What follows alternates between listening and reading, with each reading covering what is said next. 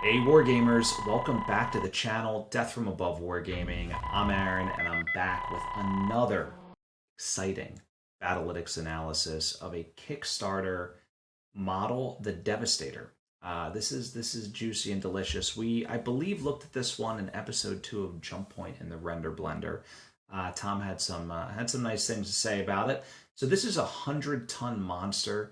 And just like the Gunslinger, which we looked at not too long ago, this one is packing dual Gauss, just as God intended. So it's a monster, I'm sure. So this is battle value 2481. It's actually not that much more than the Gunslinger. It was produced in 3048. That we're going to look at the DVS-2, by the way. So the original one predates this, but this particular variant came out in 3048.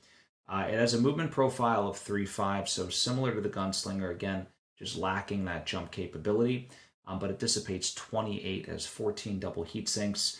It does have that disappointing XL engine. Everyone knows how I feel about those.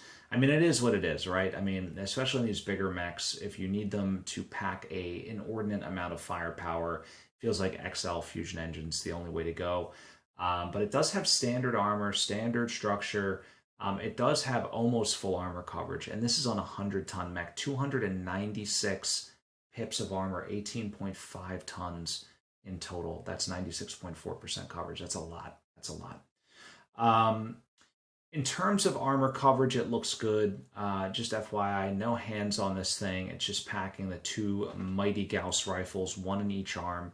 It also has twin PPCs, one in the left torso, one in the right torso.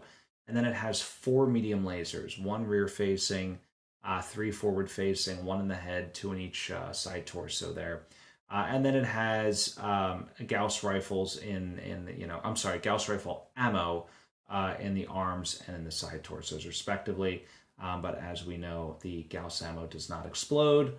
Only the Gauss rifle explodes in Classic. So that's that. Now, what do you think? Is this going to be a beast or is it going to be a flop? I don't know. We'll have to see, guys. Stick around. Devastator analysis is coming right up.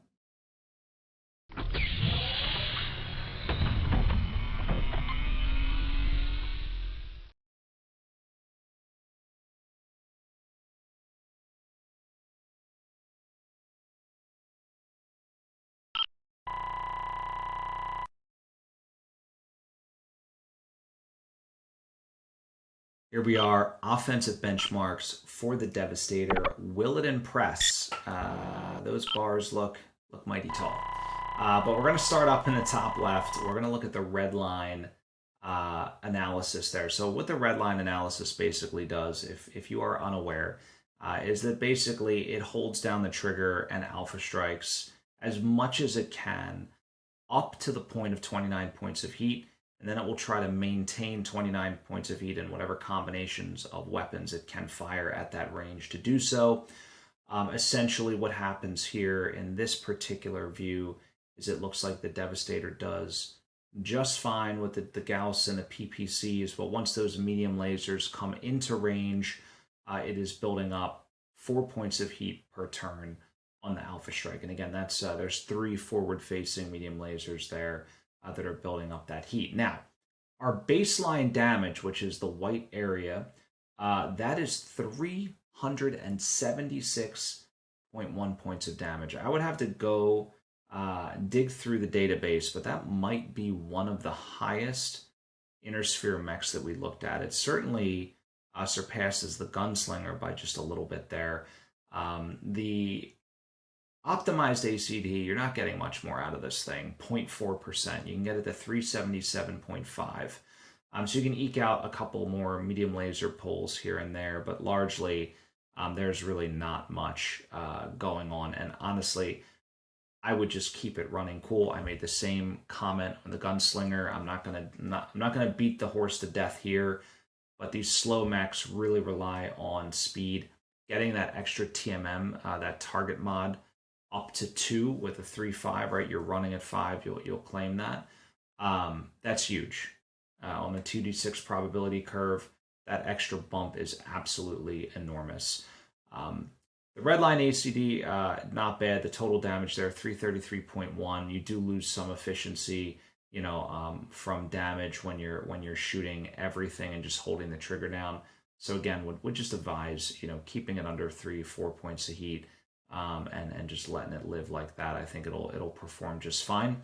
Now, interestingly enough, here in the lethality index, it did absolutely phenomenal. It killed the Javelin 100% of the time, not surprising, but the time to kill 5.4. So basically, on average, it only takes 5 turns, 5.5 turns if we're rounding, to kill that Javelin. That's pretty darn good. So critical hits are 2.85. That's below average. I was sort of surprised because it had so many, forward-facing weapons, 7. I would expect it to be in the high 3s, low 4s. But when I dug into the data, it was because the Javelin was mostly dead before its medium lasers even got into range. Because again, you're talking about twin gauss, that's 30 points of damage. Twin PPCs, that's a 50-point salvo flying in your face starting at 18 hexes. That's pretty nasty. Damage per hit was 11.1. And then if we're looking at the overall thing, what stood out to me, head kill 16.1%. So again, Javelin only has 10 armor, 7 armor, 3 structure, so only 10 pips total on the head. The PPCs, the Gauss, all capable of knocking that out of commission, and it looks like it did that in spectacular fashion. Now let's take a look at the survivability for this thing. Again, it is primarily energy weapons, but the Gauss rifles do explode. It does have an XL engine, so let's see what we got. Shall we look at the armor diagnostic first? So first thing I see is great distribution, and this is honestly exactly what I would want to see. If you remember, we talked about the Gunslinger having an inordinate amount of armor on the rear. The Devastator does not. In fact, the Devastator is a little over average on the CT, a little over average on the arms. It's exactly what I would do. Protect the Gauss rifles, protect your core, right? Again, the CT is, by probability, right, the most likely place that you're going to hit. You're most likely to roll a 7 on 2d6. So I like it. Mobility analysis looking very, very good. Those leg slots are not packed out with criticals. The one thing, we've talked about this before, inner sphere heat sinks, the double heat sinks, they take up 3 slots, kind of sucks. So clan mechs can pack one in the legs, inner sphere mechs cannot. So the interesting thing here is mobility wise, it's still fantastic. I mean, there's so much freaking armor on the legs. It's barely taking motive hits. 0.6% of shots coming in at this thing are going to trigger a motive hit. So out of 100 shots, out of 200 shots, one of them might get a motive critical there. So pretty good. Now, in terms of survivability, I've been sort of trying to tease my way into this, but it's just absolutely phenomenal for a mech of this size and speed. Abysmal speed, I should say, is 93.3%. This is terrific survivability.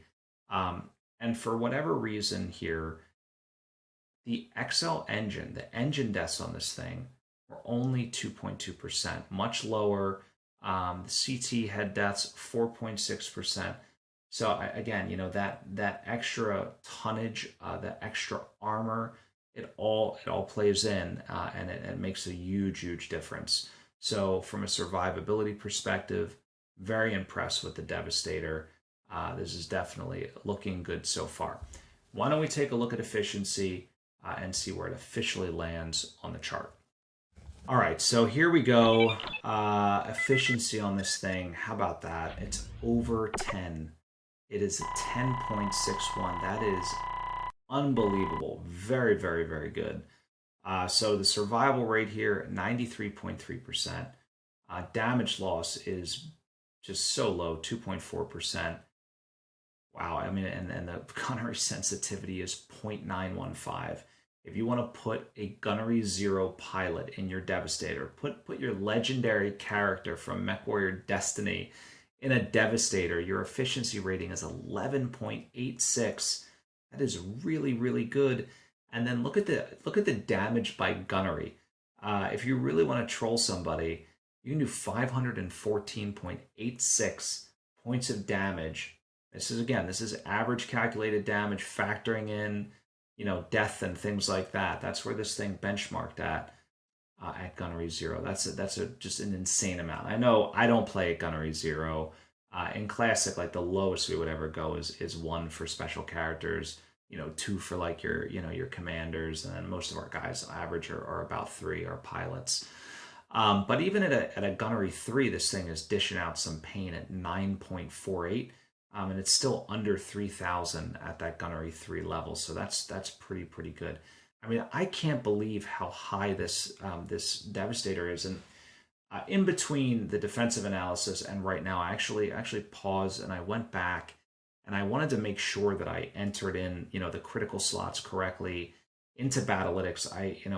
I was wondering why the engine hits in this one, the engine kills were so much lower than that of the gunslinger. Both of them have side torsos that are packed out with criticals, double heat sinks, things along those lines. There really isn't anything I can think of other than that. Again, that extra armor. It's got 47 on the center torso, 30 on each side torso. I mean, that thing can take a battering and still keep walking. So that has to be it. So just a walking slab of armor with twin Gauss rifles. That is how you win games, my friends. But again, this thing absolutely terrific. Really impressed. I was expecting it to be good, like maybe in the 8s or 9s, but I can't believe it's a 10.61. I'm really, really surprised. Let's take a look at the rolls, the threat analysis, all that good stuff. That should be telling as well. All right, so here we go. Threat assessment first. Let's talk about that before we dig into the rolls. So look at that Alpha Strike. It is incredible. At 9 inches, peak Alpha Strike, 65 points of damage. And again, this is forward facing. It's not counting that rear medium laser. So that's twin Gauss rifles for 30, twin PPCs takes you up to 50, and then the 15 damage from the trio of forward facing medium lasers gets you to 65. Your peak heat when those medium lasers are in play, you build up 4 points of heat per turn. Again, that's assuming that the mech is walking as well. If you're running, it would be 5 points. So something to consider there. And again, I would keep this thing running cool. I would not take any movement penalties on this mech. And I know this is controversial. Some of you guys are like, well, I play at 27 heat and my mech did fine. That's great. That's you. If it's me and I'm playing the odds and I'm looking at min-maxing on the 2d6 probability curve, I want that target mod at 2 or 1 at worst. I want to be able to have the mobility to turn around and face things that happen to pop up in my rear arc, and I don't have to worry about shutting down and anything like that. I mean, this thing, again, if you can keep a constant stream of firepower coming out of this thing, that's where you're going to get your return on your points. So ACD cap on this thing, 79.9%. What does that mean? That means our Alpha Strike is 65. At 3 inches, when we're doing our maximum amount of damage on average, right? So that factors in minimum range penalties of the PPCs and the Gauss and all these things. We're doing 51.9 points of damage again. That's average. That's if we rolled all the dice, and we rolled them 1,000 times, what would you expect to get? It'd be 51.9 points of damage. That's significant. That's significant. So rolls, what would I do with this thing? I mean, brawler. I mean, just point it in the direction, get it in close city. It doesn't matter. Just keep things outside of your PPC minimum range and you'll be absolutely fine. If they do get inside, like whatever, not a big deal. Even if they're point blank, your Gauss rifles can still function just fine. And again, a kick from a 100-ton mech, if somebody wants to get right into your point blank range, if you happen to kick a Locust with a Devastator, fun things happen.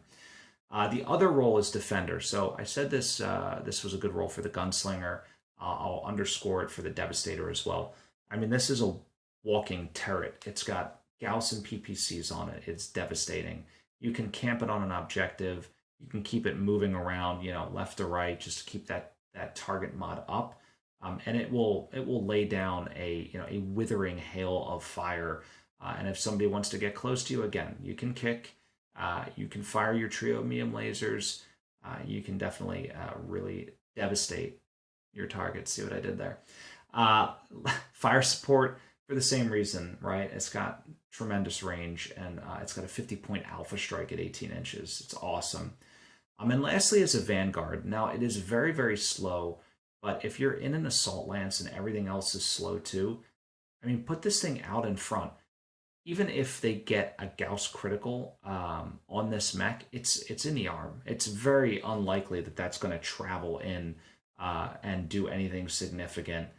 It may, but it's very unlikely. So, in my opinion, I think this mech is fine to put out in front and center. And you don't, again, unlike the Gunslinger that had that C3 where I'm sort of instinctively wanting to protect it, who cares about this thing?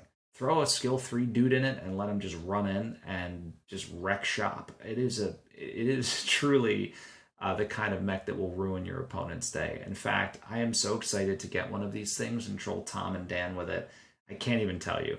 Hopefully they don't watch this analysis or they'll get the same idea as me.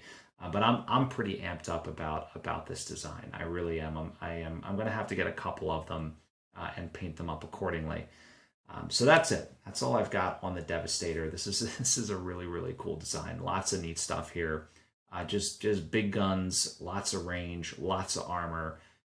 Speed could be the thing that is the Achilles heel here, but don't worry. You've got a rear-facing medium laser. That'll save the day every time. That said, I am all done with this analysis, guys. Thanks so much for watching. Don't forget Aries Games and Minis. He's got all the boxes, the Lance packs, the Star packs, right? All the good stuff. He's got the books, the dice. He's got terrain, everything you need. Cases for your new minis, paints. That's the other thing. Army Painter paints, guys. Exciting stuff happening there. So really, really good things over at Aries Games and Minis. Everything you need for your BattleTech fix. And as I said on every other video, please subscribe, leave us a like, leave us a comment. Let me know if you think the Devastator is total garbage. Tell me if you think long-range weapons are stupid and I don't play with enough terrain. I love all these comments. I love all the controversial opinions out there. That's what makes BattleTech such a great game, is there's no wrong way to play it. Yes, there is. I kid. If you want to support more controversy, come on over to Patreon and give us $1. Support what you love. $1 is all that it takes. And if you don't want to give us $1, you can listen to our soundtrack on all of the streaming platforms, and I'll get like 0.001 cents for every song that you listen to, and we appreciate that. That said, I'm done making jokes and I'm done marketing, guys. I hope you enjoyed this Devastator analysis. Thanks so much for watching, and of course, stay tuned. Always great stuff coming from Death from Above Wargaming. Have a good night.